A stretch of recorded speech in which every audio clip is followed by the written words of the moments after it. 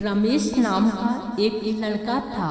भूत पे विश्वास नहीं करता था। उनका मानना था कि भूत प्रेत नहीं होते।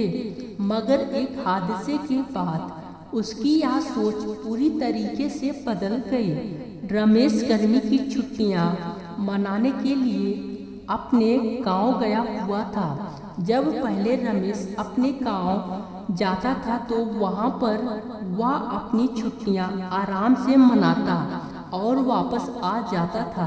मगर इस बार जब अपने गांव छुट्टियां मनाने के लिए गया तो वहां जाकर पता चला कि इस गांव में सर कटा हुआ एक भूत घूमता रहता है। रमेश ये सब बातों पर विश्वास नहीं करता था। उसे लगा कि उसके घर वाले उसे बाहर घूमने नहीं देना चाहते। एक दिन दोपहर के समय गर्मी बहुत ज़्यादा थी, इसलिए वह गांव की बगीचे की ओर चला गया। बगीचे में बहुत बड़ा तालाब था। रमेश वहीं बैठकर ठंडी हवाओं का आनंद लेने लगा।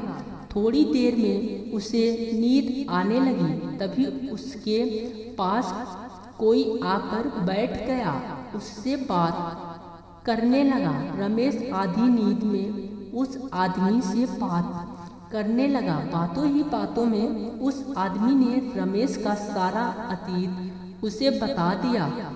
अपना अतीत किसी गांव के आदमी से सुन के रमेश की थोड़ी सी नींद खुली और उसने सामने बैठे आदमी की ओर देखा, क्योंकि उस आदमी का सर था ही नहीं। एक ही झटके में उसकी नींद उड़ गई और उसकी आंखें खुली रह गई।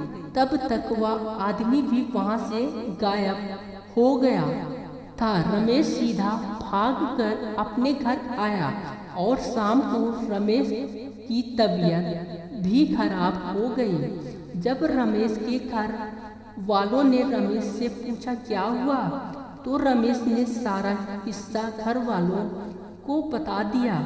उसके घर वाले पास के गांव से एक तांत्रिक को बुलाया। जब तांत्रिक ने उसका झाड़ फूंक किया तब जाके रमेश की तबीयत में सुधार हुआ।